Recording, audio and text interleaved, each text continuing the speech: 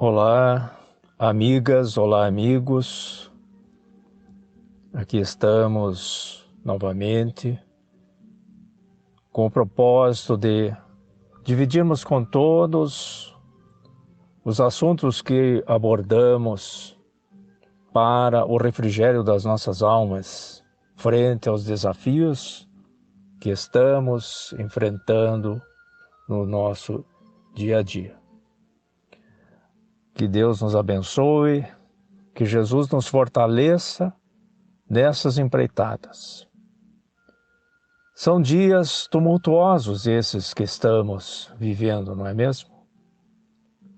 Fatos que estão no noticiário, nos abalam a serenidade, nossa paz interior. Tudo, de certa maneira, nos parece por demais catastróficos e incertos. Mas apesar de tudo o que vemos e ouvimos, lembra-nos Paulo, o apóstolo, naquela sua assertiva, de que tudo nos é permitido. Permitido ver, ouvir, ler, mas é recomendável deter o que é bom. Afinal, onde hoje nós nos encontramos? O mundo ainda é de provas e expiações. O ambiente necessário à nossa regeneração, ao nosso aperfeiçoamento.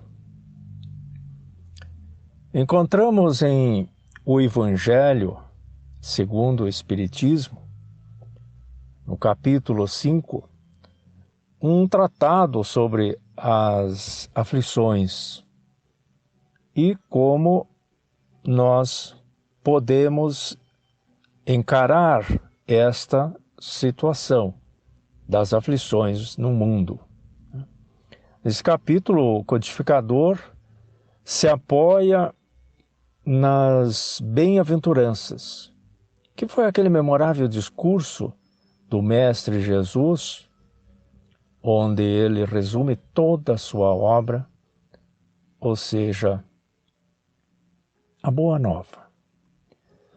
Buscarmos a tranquilidade enquanto vivemos as experiências do mundo, só temos guarida os postulados dessa nossa bendita doutrina espírita, que nos esclarece sobre nossa presença no mundo e por que sofremos as injunções da vida. No citado capítulo de O Evangelho segundo o Espiritismo, falando a respeito da justiça das aflições, diz que as compensações de Jesus, que Jesus promete aos aflitos da terra, só podem realizar-se na vida futura. Olha, como ainda nós nos encontramos no início dessa nossa escalada evolutiva, temos um longo desafio pela frente, tudo o que nós conquistarmos paulatinamente neste caminhar, é certo que as recompensas irão sendo adquiridas conforme nós formos vencendo os nossos desafios, as tarefas que nos foram delegadas por Deus, nosso Pai, nosso Criador. Emmanuel, em sua obra Ceifas de Luz, psicografia de Francisco Cândido Xavier, no capítulo 27, apresenta um trabalho acerca desta temática, iniciando pelo tema do capítulo 5, versículo 4 de Mateus, que traz uma daquelas frases emblemáticas do mestre Nazareno, conhecidas como as bem-aventuranças. E nesta, ele diz, ou essa frase diz, bem-aventurados os que choram. Bem-aventurados os que choram, porque serão consolados. Essa bem-aventurança, né, como Emmanuel trata nesse capítulo, diz que, contudo, né, é importante lembrar, Emmanuel assim se pronuncia, que se existe aflição gerando tranquilidade, há muita intranquilidade, ou melhor, há muita tranquilidade gerando aflição.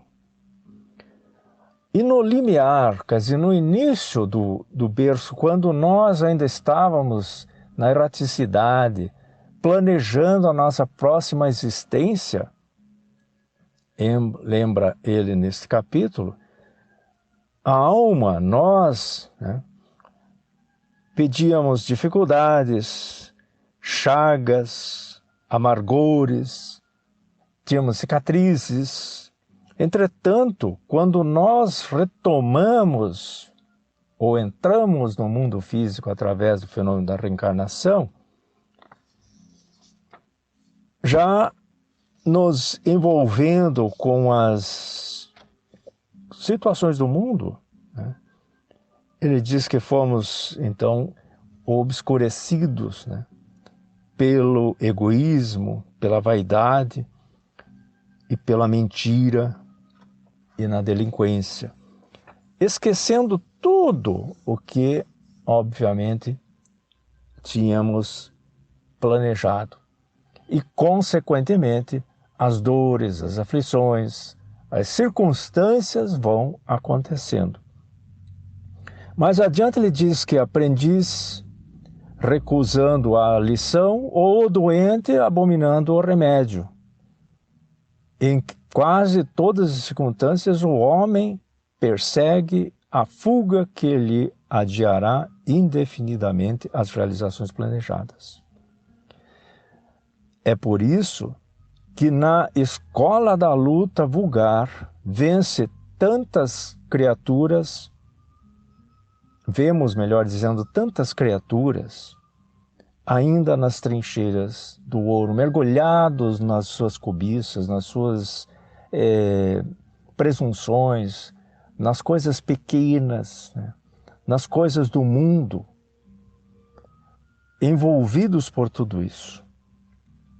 E ainda, em seguida, ele diz, por essa razão que vemos tantos lares fugindo à bênção do trabalho e do sacrifício, a afeição de oásis sedutores a imaginária alegria para se converterem amanhã em cubículos de desespero e desilusão. Então, é uma recomendação muito grande a questão da oração, do evangelho no lar. É este mecanismo com o qual nós, no mínimo uma vez por semana, precisaríamos nos reunir em família para, em preces, rogarmos aos benfeitores espirituais a sua condução, a sua orientação nas nossas vidas. Então ele finaliza dizendo que devemos valorizar a aflição de hoje, aprendendo com ela a crescer para o bem. A dor vem para nos orientar ou nos auxiliar no futuro, que nos burila, né, que trabalha em nós, né, para a união com Deus. Porque, lembrando o Mestre Jesus, né, na sua vida, ele veio aqui numa manjedoura humilde, foi imposto aos constantes serviços a atender aos necessitados, sofreu a incompreensão dos contemporâneos, daqueles que estavam com ele, a indiferença dos corações mais queridos e ainda o supremo testemunho do amor em plena cruz do monte, ou da morte, melhor dizendo, né? Então Jesus, para todos nós, é conforme está em O Livro dos Espíritos, né? Modelo e guia da nossa própria vida, para nos conduzirmos nesses momentos em que temos aflição, recorramos a Ele, na sua presença constante, nos auxiliando, nos inspirando a vencermos as nossas aflições diárias. Muita paz a todos e até uma próxima oportunidade.